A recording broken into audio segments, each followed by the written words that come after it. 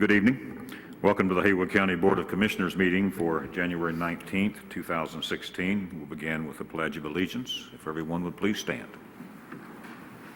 I pledge allegiance to the flag of the United States of America, to the republic for which it stands, one nation, under God, indivisible, with liberty and justice for all.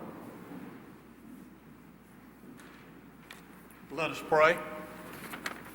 Heavenly Father, give us as commissioners the wisdom and knowledge to make the best decisions for our county's future.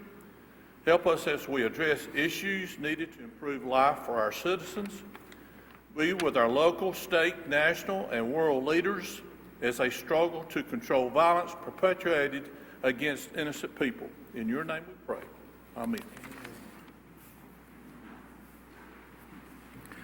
Okay, we'll move to the public comment session. I have 4 people who have signed up to speak. First is Robert Kuntz. Sir, Yeah. I will defer to the attorneys that are here. Would you come up to the microphone, please?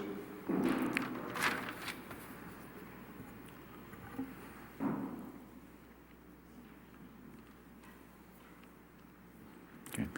You are Mr. Kuntz? Yes, sir. Okay.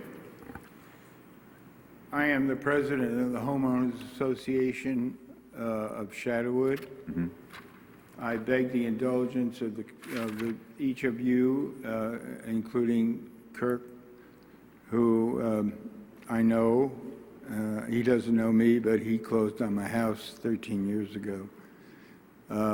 I would like to defer at this moment to the attorneys that I believe are here, who are going to defend the issue of having the gun range on the proposed site.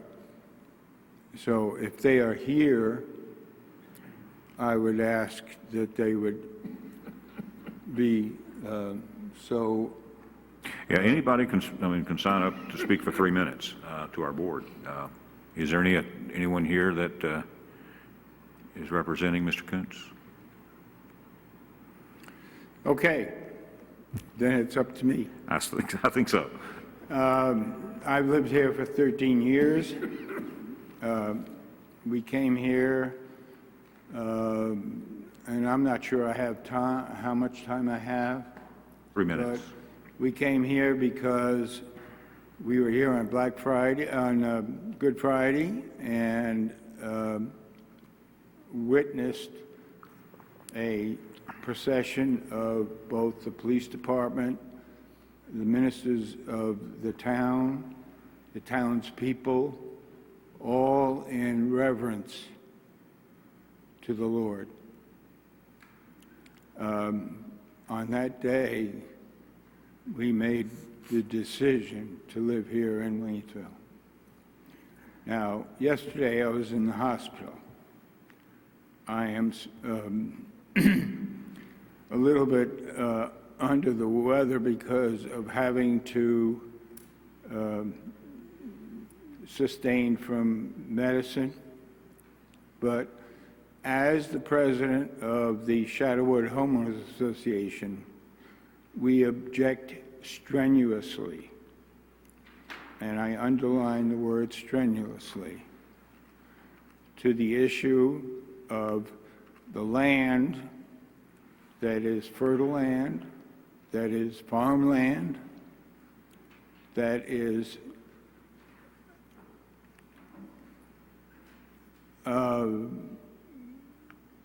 I would say the blessing of the part of town that this gun range is purportedly supposed to be established. Now, I represent 120 homeowners in Shadowwood. We are angry. I underword angry because of the issue of fertile land and the area surrounding that land being used for commercial property. Wade Francis is here, and others in our community that oppose strenuously to the issue of having a commercial property, nonetheless a gun range, impair that area of our life. Okay. It is our concern that we preserve not only the farmland, which is rich, but also the homeowner that lives in the area. I beg your indulgence as the town council and as a Christian who does believe in the Second Amendment to put down this proposed gun range, because the first thing we're going to have in the area of the gun range, yes, sir, is a dollar store and who knows what else. So as the president of the Shadowwood Homeowners Association, I implore you to deny whatever is proposed as a gun range on that property. Thank you, gentlemen. Thank you. I did allow Mr. Coons to exceed his time because he represented a group of individuals, a homeowners association, in which we typically allow a couple more minutes in that event. Next is Josie Rathbone.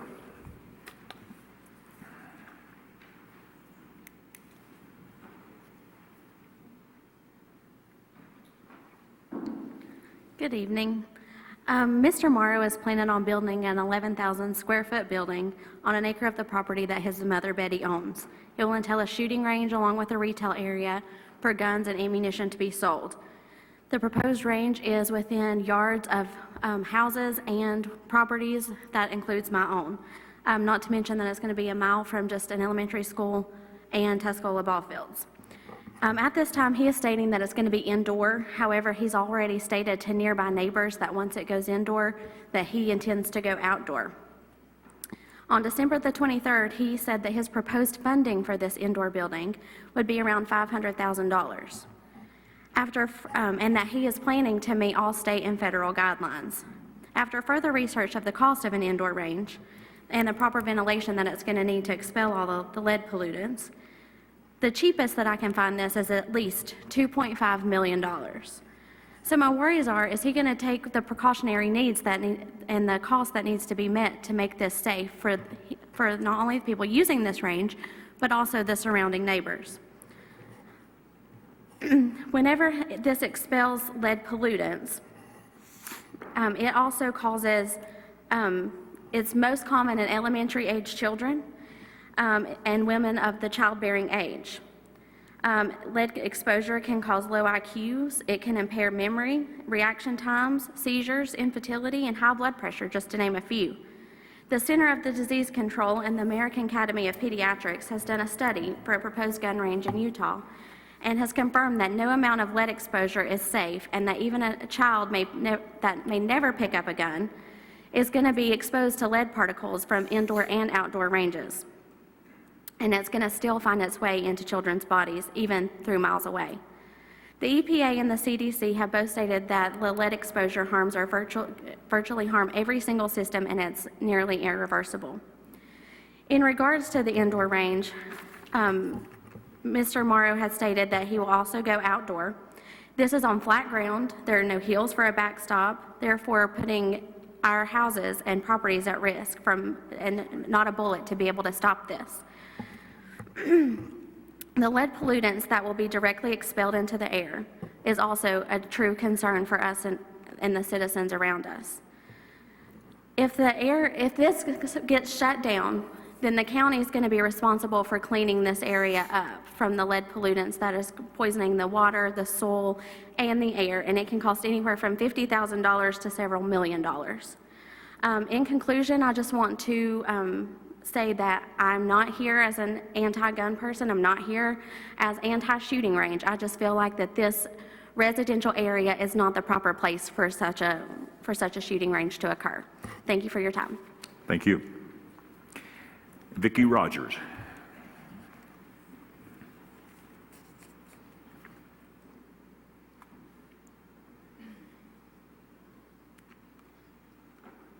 Chairman Swanger, Board, hi, we're back again with you. Again, I'm asking you to oppose this shooting range in the Francis Farm community. It's just not the place for it. I am asking you to impose a moratorium on this particular project, to give more time for study and some analysis of the area, and if this is an appropriate place to put a shooting range, whether it's indoor or outdoor, as well as the retail business that he plans to do along with the shooting range. I'm like Josie, I'm not against shooting. That's not it at all. I do hope people can find a place where they need to shoot their weapons and practice, and police officers, but our community is just not the place for this. It's just a neighborhood. We're talking about 100 feet away, some of these houses, from where this range would be. So we've written our letter to Jewel Morrow, our lawyer has. We've written a letter to Mrs. Betty Lewis, the owner of the land. We've not heard back from them, but we've let them know that they're creating a nuisance situation, and we would really appreciate it if they would drop this idea or find another piece of land to put their proposed project on. We've spoken to the school board, not sure about how they feel about that yet, but that's because this is so close to that ball field where the Tuscola ball teams practice. It's near the elementary school, bullets land who knows where. Should this end up outdoors, it's a dangerous situation for children in the area and school buses going by that are picking up kids. So I would ask you to think location, location, location. That's what this is all about. We just need to protect our citizens. I think you have the right to do that. And so I really ask you very strongly to please protect your community and protect us. Thank you very much. Thank you. And finally, we have Lisa Nelson.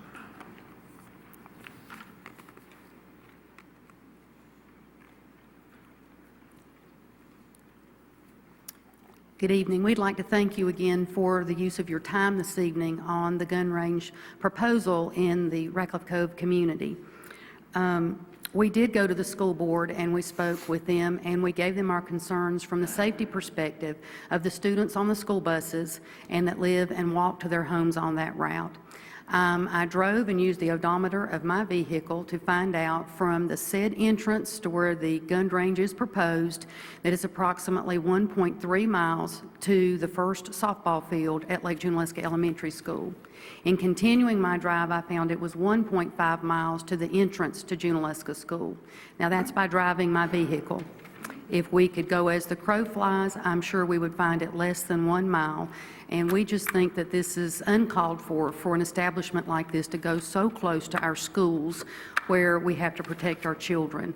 The children are in the concern of and protection of the school system while on grounds and on school buses. The bus would have to traverse Palmer Road in order to take students home, also continue to traverse around Francis Farm Road and Ratcliffe Cove Road with the rest of their bus route. So that needs to be taken in consideration. We think of the safety of our children. Also, the potential for the outdoor range, as Josie mentioned, will come hot on the heels of the indoor range being completed. And I think you need to look at the fact that we will have water pollution, ground pollution, that the county will then sustain some liability for, especially if he falls through with being able to maintain this facility and it closes. It's going to be on the brunt of somebody to clean up, but therefore the residents of Ratcliffe Cove will still have the building that they will have to look at in their front yards. The property that I'm heir to and one of my first cousins, we're going to be right on top of it. I think that it is time, as a last statement, you all are elected officials to serve the people, and we are some of your people, and some of us voted and put you into office. We don't like change. Most of us live in an era where change is hard to deal with. It is time that you all start looking at land use ordinances and zoning in this area. I live in a homeowners association that tells me what I can and can't do. I moved there by choice. If I were moving into Haywood County or Waynesville proper, I would know that you have guidelines I need to follow. It is time you open the dialogue now, and let's start some zoning that protects our waterways and keeps us the pristine community that people come here to enjoy. That is what I implore you with. And I would be more than happy to be involved in the conversations that have to ensue to see that we move forward with such an idea. And thank you again, and we just hope that you support us in this effort. Thank you. Is there anyone else present who would care to address the board? Yes, ma'am.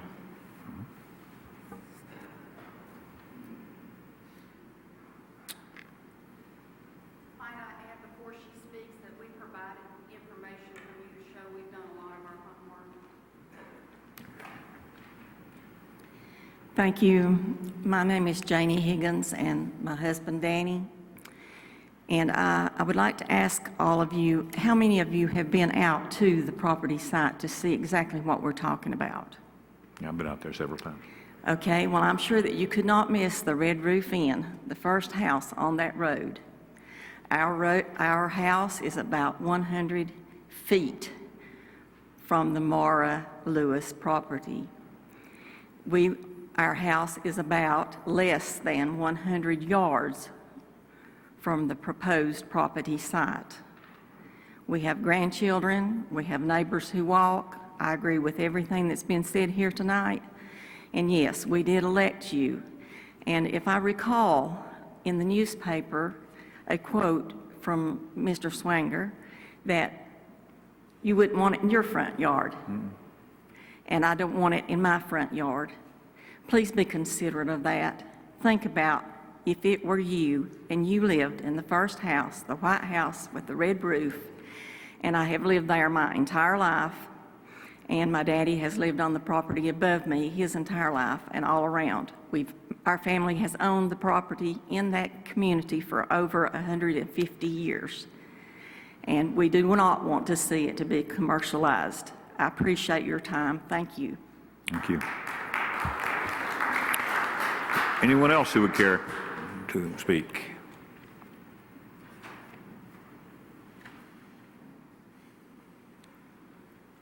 My name's Jim Francis, and we're going to have to put all the motions aside on this. We have kids that's traveling by this road, by where this proposed gun range is going to be, at least 4 times a day on school buses. They're within the 100 to 150 feet of where the front door is going to be. We don't know who all is going to come in there. This guy in Sandy Springs, Colorado, said he done the shooting on a spur of the moment. But if you look back and read back the history of these, most of them have been within a gun range in the last 2 days. So we need to look at our kids and the safety of our school kids. They're traveling probably a quarter to a half a mile around this thing every day, going up Palmer Road and on Francis Farm Road. So if y'all would, please take this into consideration. It needs to be looked at big time. Thank you. Thank you. Is there anyone else present who would care to speak? Okay, then we'll close the public comment session. If the board has no objections, I know a lot of people are here on this topic, and we had, at our last meeting, asked the county attorney to research and report back to us on the status of, the legal status of this question. So if there's no objections, I'd like to go ahead and move that old business section, which would be the report for the proposed gun range, up to this point, so that these folks wouldn't have to sit through a lot of other things that they may not care about. So does anyone have an objection to that? No objection. Okay, then so be it. We'll do that. Chip, we will move your item to the next item of business. Very well. Mr. Chairman, members of the board, I did try to read all the statutes and that had to do with shooting ranges or anything related to it, and I have the following summary to offer to you. The county, after a properly noticed public hearing and input from the planning board, could adopt an ordinance regulating the location of a shooting range. Such an ordinance must either be a part of a uniform zoning or land use ordinance, or pursuant to a safety and health issue involving an imminent threat, the finding of an imminent threat. If a proper application for a building permit is filed, which has not been yet, by the way, meeting all requirements outlined by the inspection department, a land use ordinance or moratorium adopted after the date of such filing would be subject to GS 143-755, which in effect gives the applicant what amounts to a veto power about whether or not to conform to the new regulations or the old regulations. Unless it's found that there's an imminent threat to public health or safety, which needed to be addressed. This would not normally be present where you were dealing with a mere plan with no current shooting range activity on the premises, just something that's probably going to happen. Currently, there's no ordinance in Haywood County that would regulate a proposed indoor shooting range, so long as the building is properly soundproofed and the county noise ordinance is complied with. The county noise ordinance could only be enforced after the fact when the noise could be measured. At the planning stages, you don't know what the noise is. The inspections office would enforce the NC building code, which includes requirements for an indoor range design, as well as certain OSHA, lead exposure, and noise exposure regulations, as well as EPA rules. And those issues would have to be dealt with in order for the application for building permit to be a properly filed and submitted building permit application. Before a building permit is issued, a county may adopt a temporary moratorium on any county development for which a permit is required, whether it be this type of use or some other use. Except in cases of an imminent and substantial threat to public health or safety, the county commissioners would be required first to conduct a public hearing upon a 7-day notice, and the moratorium could continue for only 60 days. Detailed findings are required following the hearing as part of the moratorium specified in GS 153A-340 h. And one last thing, too, as we all know, Haywood County has no zoning or land use ordinance, and spot zoning is not permitted under the law. Thank you. Any questions of Chip? As you point out, and as some of the speakers point out, there is no zoning or land use regulations. And so anything that the commissioners do would have to be, first of all, have to be lawful. And I sympathize. You accurately quoted what I said. I would not want any business next to my house. I'm a bit of a recluse, and I wouldn't like a lot of businesses in my front yard. I mean, that's a fact of the matter. But the only way I can prevent that is to have land use planning, which would prohibit certain activities, or buy up the land around me and restrict it that way. And that may not be an option for you folks. I understand that. Use the term imminent threat. What would your legal advice to us be? Does this constitute, in your view, an imminent threat? There would almost have to be some sort of a public health finding, or just the mere fear that something might happen is probably not sufficient. I think imminent implies that there has to be something that's actually there threatening at that moment of a public health or public safety nature.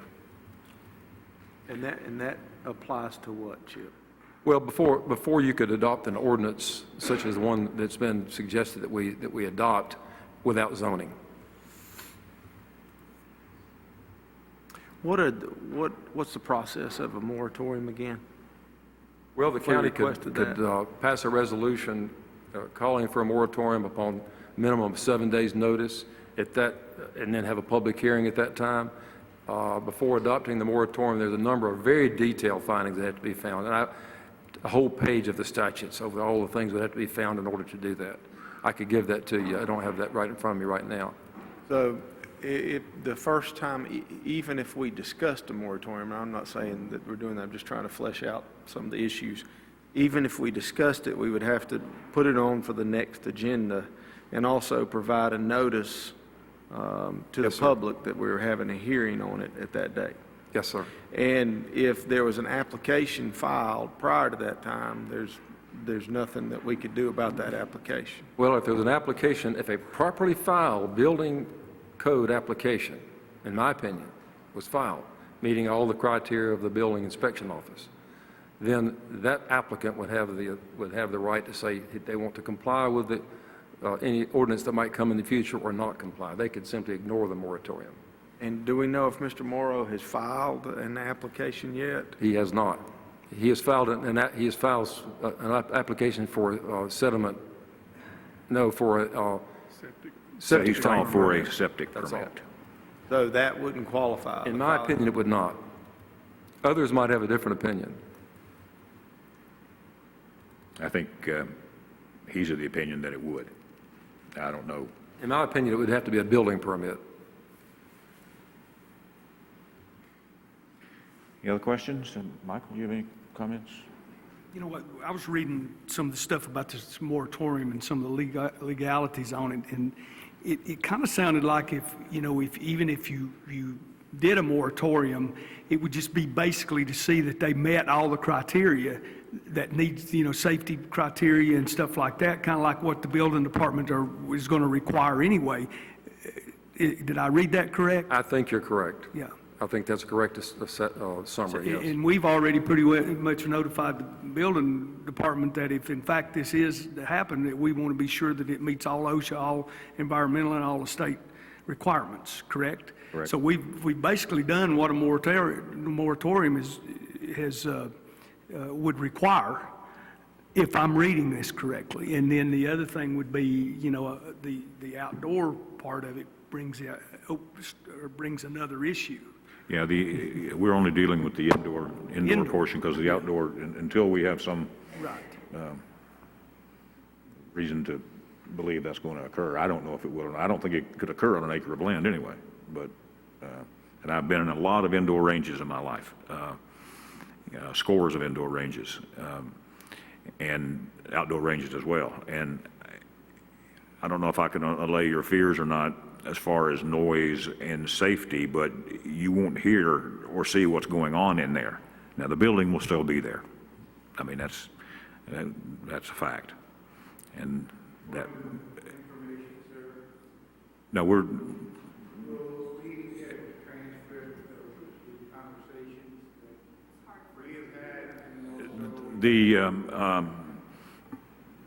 this meeting is recorded. It'll be shown on television. It'll be, you can access it online, and have a copy of it. It's free and it's available to everybody. Anything else? No, I haven't looked at what the restrictions of the outdoor gun range are. You said you had, Mike, or who has? I'm sorry, I didn't hear what you said. The restrictions, I mean, what are the requirements for outdoor gun range? It takes into account all your downrange possibilities. You would have to have a berm of certain specifications that of soil that would stop rounds.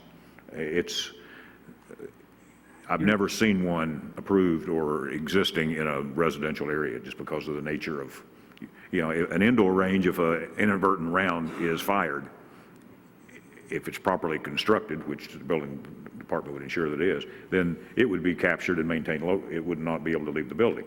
Outside, an inadvertent round, 22 caliber will travel about a mile. Right. And so you don't know where it's going to come to rest. And the schools are nearby, and neighbors, and traffic, and et cetera. So, that would not seem to be appropriate to me at all. But I could not honestly make that same argument for the danger aspect of an indoor range based on what I have seen in my life. Who regulates after the EPA and the OSHA look at it, who regulates the indoor gun range? I don't know that there's the only regulation that I'm aware of is in the construction of the facility. That's all I know about, yeah. I do know that there's a particular person that goes around and inspects the gun ranges or the shooting ranges where the officers, I know where they shoot. I know that it can be shut down. I mean, I know the state has 2 people who do that. I'm not sure if it would have to be a facility that would meet minimum state training guidelines. And OSHA can make any can make periodic and do make periodic inspections of various facilities, and I'm sure that would be one of them to make sure about the lead and so forth. Especially if they were called, I'm sure they would inspect. And I don't know if our health department would have any jurisdiction or not. The health department can certainly check into anything involving public health. I mean, investigate it and make recommendations. Mm-hmm. Kevin? Bill? Sounds like, of course, I missed the last meeting, a moratorium, even if we started the process, is not going to help this situation. Am I correct? If the person files before the moratorium is made, is that right? I don't think it would, and as Michael pointed out, the purpose of a moratorium is to determine if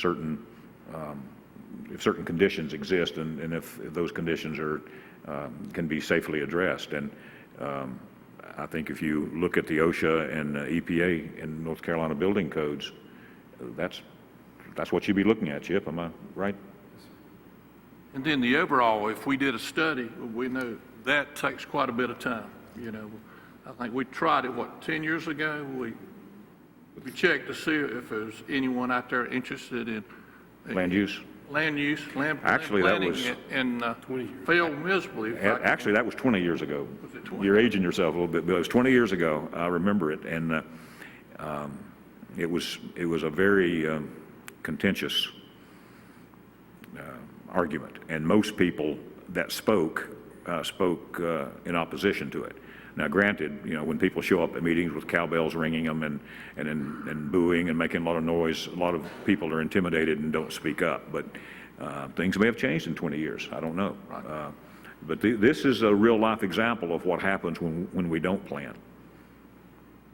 And you know, and I think we can expect for the future we're going to have other things moving into communities that we don't know about that no one wants. So yes.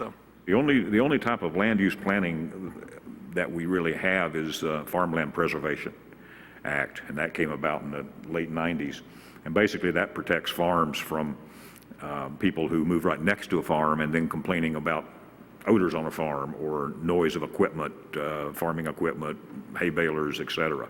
So that's about the only thing that does exist. But and you know, and as I say, the commissioners, we have to be lawful. We can't just choose one citizen over another if that citizen is not doing anything illegal, even though it may be objectionable to a large number of people.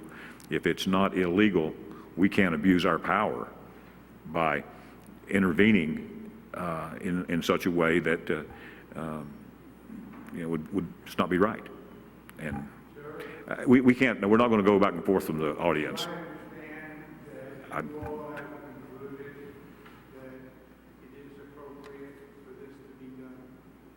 No, I'm not saying it's appropriate. I'm saying that it's legal. Now, those can be different. I think this is legal for this man to do this. There's nothing that prohibits it, and there are standards in place that say if you do this, here's what you got to do, which in and of itself means it's legal. So appropriate is another, that's subjective. As I say, I wouldn't want it next to my house, I'll be honest with you. But there's lots of things I wouldn't want next to my house.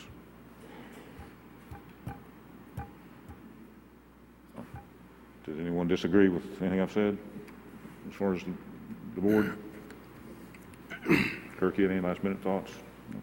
I don't disagree. I mean, it's a difficult issue.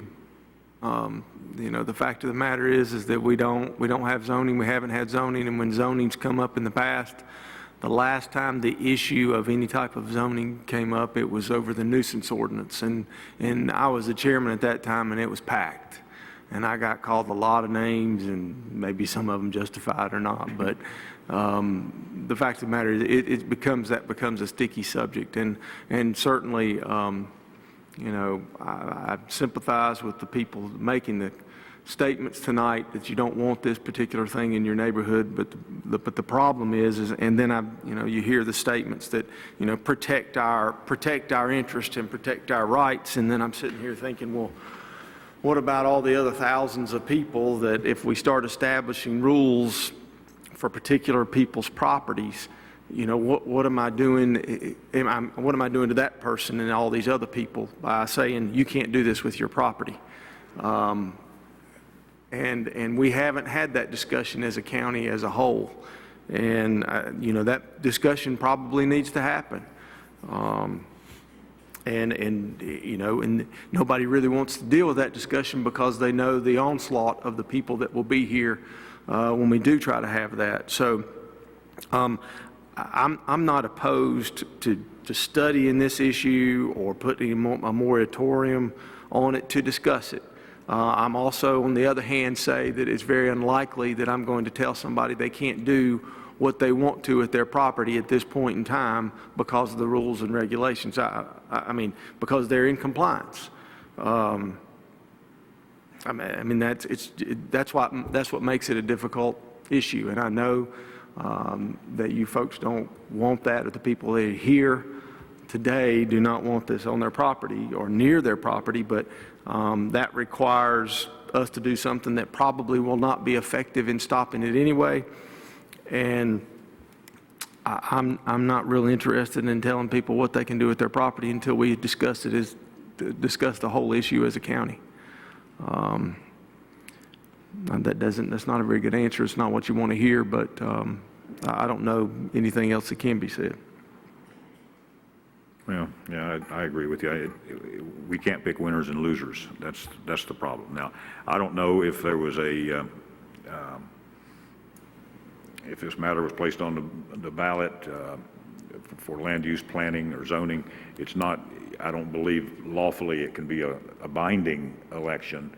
It can be one for an advisory election. I think Buncombe County did that a few years ago, and the results were that the majority, it was like 54%, were against zoning. Well, they did it anyway, but there's no way to have an election, really. It's that is binding on the county. Is that right, Chip? It's an advisory, non-binding referendum where public funds cannot be spent, and the public just goes at it and spends their own money if they choose to advocate for it or against it. So, and I think that's another point to bring up. I know that you're pursuing this civilly, and I encourage anyone to pursue action civilly.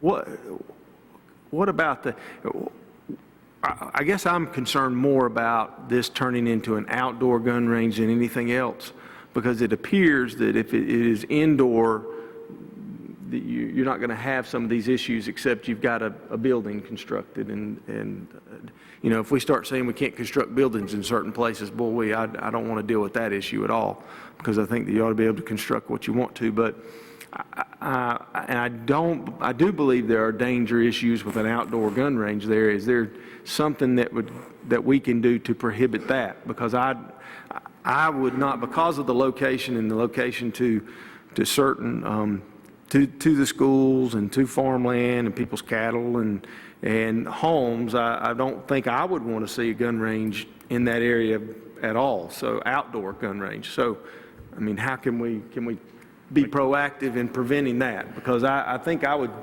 wouldn't be remiss to say, or if that's the correct word, to tell Mr. Morrow, I mean, I would be against that for his use of that property as an outdoor gun range. Well, the chairman asked me to basically speculate on this imminent health and safety threat, and I gave my opinion. But I was talking about an indoor facility. We're talking about an outdoor facility. So I think it's a totally different standard when you start talking about an outdoor facility. And I think the county would certainly take a very hard look at that.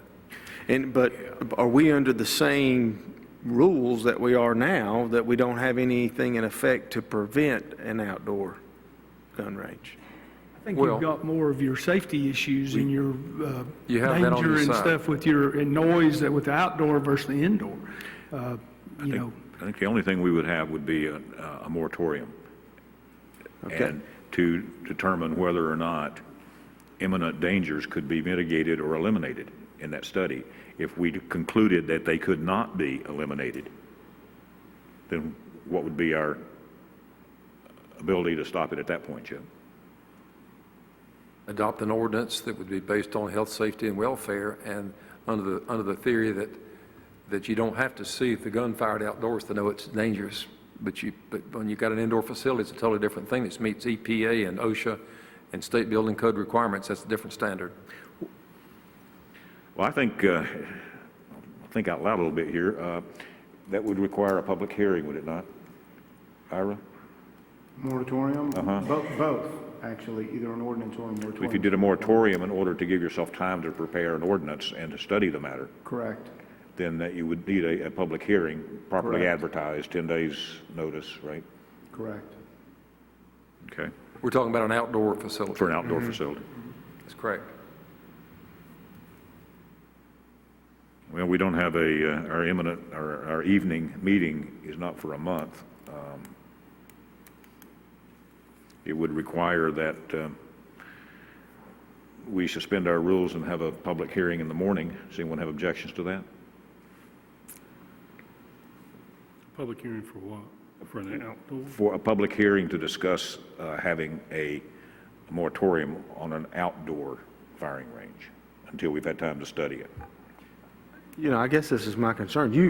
I want to protect private property rights and for people to be able to do what they want to, but I also don't want to miss the boat on the fact that if we're not doing anything proactive to prevent an outdoor firing range on this property, I don't want to see, I think it's not safe for there to be an outdoor firing range on this property.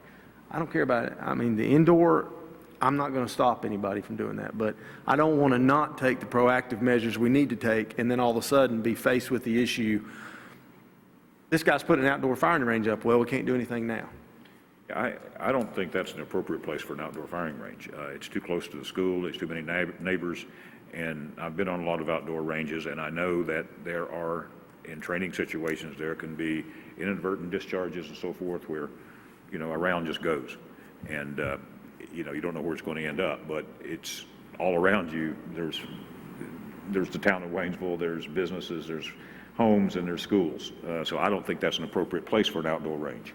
You know, Mark, we can, because I had a rifle when I was real small, I did some stupid things like bouncing rounds off water.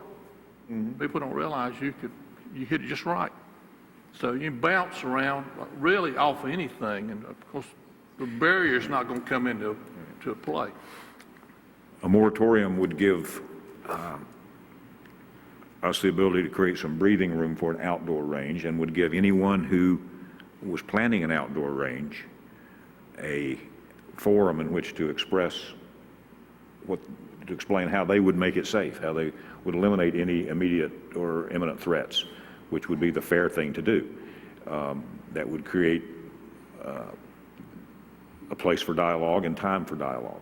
And if we concluded as a board that that burden had not been met of eliminating the imminent threat, then a ordinance could be crafted to do that. Mr. Chairman, just from a notice standpoint, you probably would be looking after the 1st of February because we'd have to have 10-day notice in the newspaper, which means that the ad would have to run tomorrow to give you the February 1st meeting. The statute I referred to only requires, I was kind of surprised, only requires a 7-day notice. 7 days, okay, then my apologies. Okay.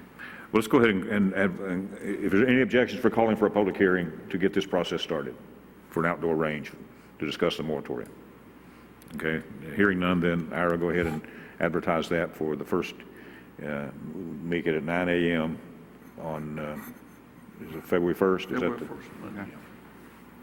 For a public? What exactly is the definition of an outdoor range, though? I mean... Well, it'd be when you're shooting outside. Well, I understand that, but what if 4 or 5 guys get together? What if I'm up on my father's property and we're shooting? I mean... We're talking about a commercial, we're talking about a business. What? A business? A business, a commercial sporting business, not just guys out shooting. Yeah, invitation to the public to come in with their firearms and shoot there at a cost, or,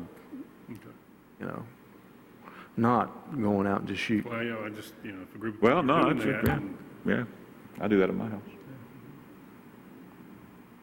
So, okay, we will have the public hearing for consideration of a moratorium on an outdoor firing range at this location.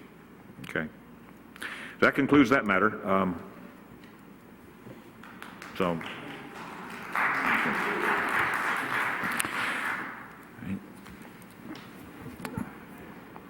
I hope you all will stay for this riveting discussion that we're having later about budgets and the like.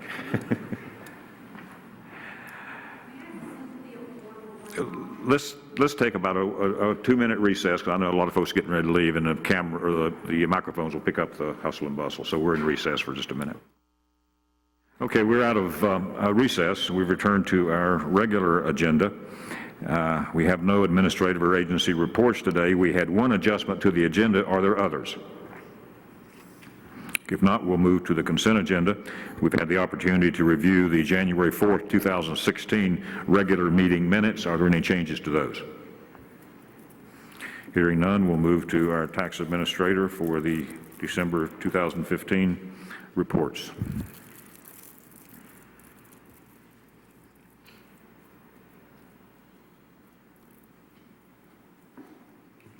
Evening, Commissioners. Hope everybody's doing well. Before you have is the December releases and refunds for last month. Nothing unusual to report. Any questions, I'll be glad to take. Okay. We've all had the opportunity to review those as well. Any questions of David? Okay. Thank you, sir. We'll move to the third item of the consent agenda, the December 2015 tax collections update with our tax collector, Mike Matthews. Welcome, Mike. Good evening. As of December 31st, our collections for the year so far are $29,053,076.39. It's about 75.72%. That's the difference of last year. We were at, it's about $2,113,000 difference up from last year, which is 1.62%. As far as our delinquent, or 2014 still out, we're at 58 or 588,000. And your collection rate is about? The collection rate is 75.72%. Yeah, it's about 1.62 up from last year. Okay. Any questions of the tax collector? Okay. Thank you. Okay, next will be our finance officer, finance director, Julie Davis, with a series of budget amendments. Julie? Good evening. I have a few budget amendments for you. The first one is for $34,950. This is a Health and Human Services Agency budget amendment, and it is to post some grant funding from the North Carolina Coalition Initiative. And the program is to help reduce substance abuse in Haywood County. Okay. Any questions there? Okay. Go ahead. The next one is also Health and Human Services Agency. It's for $32,676. This is actually a combination of 3 different types of funding. $3,301 is the Crisis Intervention Program, and then there's the Low Income Energy Assistance Program for $5,713, and the larger one, the $23,662, is the HEMC. And this is all crisis intervention for fuel, helping people to pay their fuel bills. And this is a combination of federal and... Yeah, this is federal and state and some local too with HEMC. Okay. Okay, next one. The next one is also Health and Human Services Association, Agency. What we're doing here, though, is We're trying to bring the revenue amount up that we budgeted up to a $30,991 amount, which actually means we need to budget $4,160. And you'll see in your backup that the total amount we should be receiving is $30,991. And again, this is state grant funding. Yes, that is state funded. And the final budget amendment. The final budget amendment is no new revenue and no new expense, really.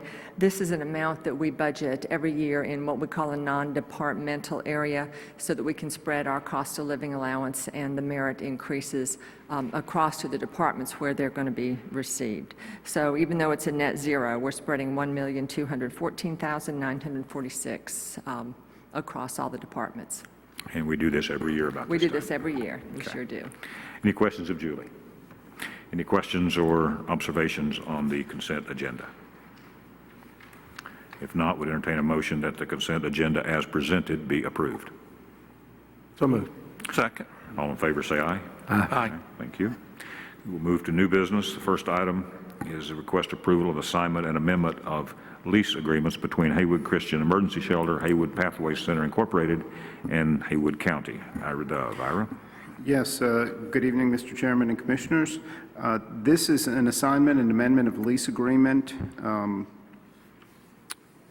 Last July,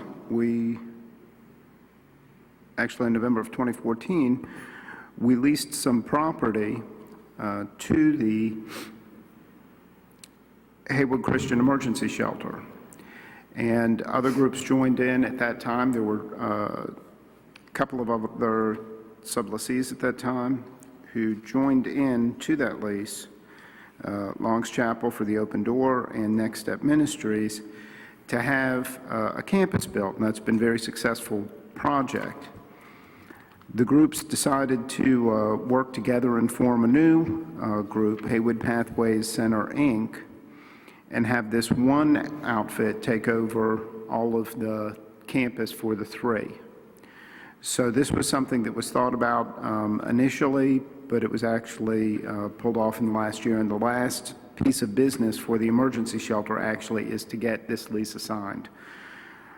The amendments to the lease include that in the old lease, the county had the utility maintenance and payment, and then we would recoup the money from the separate sublessees and the emergency shelter, but that's going to change, and Haywood Pathways is going to take over all the responsibility for the utilities directly, and also the other responsibilities in the lease.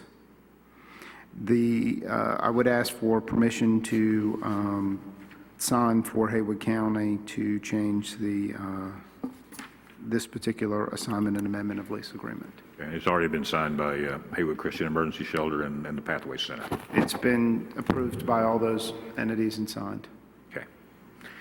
Any comments or questions of Ira? Just to comment that, Okay. Alice serves on that board, and they were, that seems to be going well. They served a lot of different homeless folks, and, it seems like it's doing what its purpose is. So I'm glad that we're doing this now, and I'm glad that we did what we did, because it truly is helping people, through some hard times, and they can get back on their feet. So just want to make that comment. And this will just clean it up and make it. Yes. Yeah. Any other questions or observations? Okay, if not, then we'd entertain a motion that our county manager be authorized to sign the assignment and amendment of the lease agreement between Haywood Christian Emergency Shelter, Haywood Pathway Center Incorporated, and Haywood County. So moved. Second. Second. All in favor, say aye. Aye. That's unanimous. Thank you. Thank you, Ira. Move next to Dale Burris, who is requesting that a contract be awarded to the John Bergen Construction Company for the Haywood County Emergency Medical Services and Emergency Management Base. Dale? Good evening, Commissioners. As you see in your package, you've got the actual entire bid documents from all the contractors that bid the project, and John Bergen Construction LLC in Waynesville, North Carolina was actually the lowest responsive bidder. His base bid was $2,149,000. We're working with Mr. Bergen to get this cost down to $1,990,000. We have actually reached that goal and went just a little bit under that, so we've got a little room to work with. In no way are we changing the structural integrity of the facility, any of the facade, the exterior of the facility. We've got certain ordinance requirements that the town of Waynesville adopted many years ago, and this, we have to maintain those, so we're working to keep the structural, the aesthetics, and the functionality of the facility that still works with, and Mr. Jim Presley's here, and Mr. Shupin, Greg Shupin was not able to make it tonight, but I basically spoke to both of them, and nothing that we're doing as far as the interior or the functionality is going to change to create any issues for them. Okay.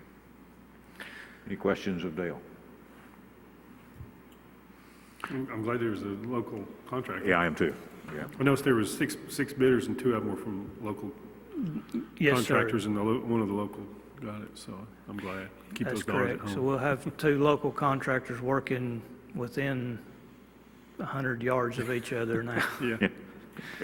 So, It's nice to see that it's pretty much come in where we anticipated and hoped. I know we had to do a little work there to get it down, but I appreciate the hard work of you all and Mr. Bergen, to do what's necessary to keep us where we need to be. well, Mr. Bergen, as a contractor, you always see things, and I can speak for this myself, you always see things whenever you bid a project that you can cut back on without creating any issues for the facility. It still meets the North Carolina Building Code. And a few of the items that were actually listed under the VE or value engineering that was sent back from the subcontractors, I myself did not feel that that was something we need to take away. One of them was a lighting fixture package from the electrical subcontractor that the project was designed as LED lighting, and there was some money to be saved to change to fluorescent lighting, but under the LED lighting, we're able to work with Duke Energy or Duke Energy Carolinas to be able to get some rebates back over the next few years, so it will basically pay more than what the difference is. So what I'd respectfully request is to bring the contract back at the next commissioner meeting, February the 1st, I think it is. I think it's the first meeting in February, and for approval. Okay. Tonight, we're going to vote on the awarding of the contract. Yes, sir, thank you. Okay. So if there are no further questions, we'll entertain a motion then that a contract for the Haywood County Emergency Medical Services and Emergency Management Base be awarded to John Bergen Construction as the lowest responsible bidder, and the amount not to exceed $1,990,000, which is exclusive of architect fees and contingency. So move. Second? Second. All in favor, say aye. Aye. That's unanimous. Thank you. And Dale, we do appreciate, we know these things don't just come together by accident. By the time you bring it here, we know that many, many hours of work has gone into it by you and Julie and emergency management folks, sheriff's office. Lots of people have worked hard, so thank you. And Dale, a lot of good competition for the bid. I like that. Yes, sir, and it makes it much easier on me to present it to you if it's seamless before it comes here. Thank you. Okay, we'll move to our final item of new business. Ira is for approval, a reappointment of 4 members to the Health and Human Services Agency Board. Yes, this is for reappointment for 4 members. They are actually meeting tonight, and that's why Mr. Blevins is not here to present. For a consumer public member, Murat Yazan, he has served on the board since the founding of it, 2013. Another consumer public member is Martha Teeter.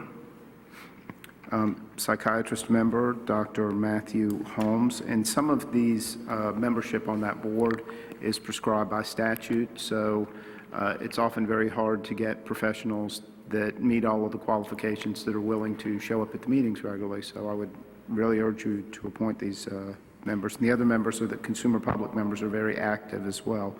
And then Dr. Crystal Cosby is the optometrist member, so they are asking for reappointment for all 4 members. Okay. And the Health and Human Services Board has recommended and is endorsing these appointments. I serve on that board, and I concur with that. It's a 4-year terms. 4-year terms, yes. Any questions or observations? If not, would entertain a motion then that the 4 individuals mentioned or recommended for reappointment be approved.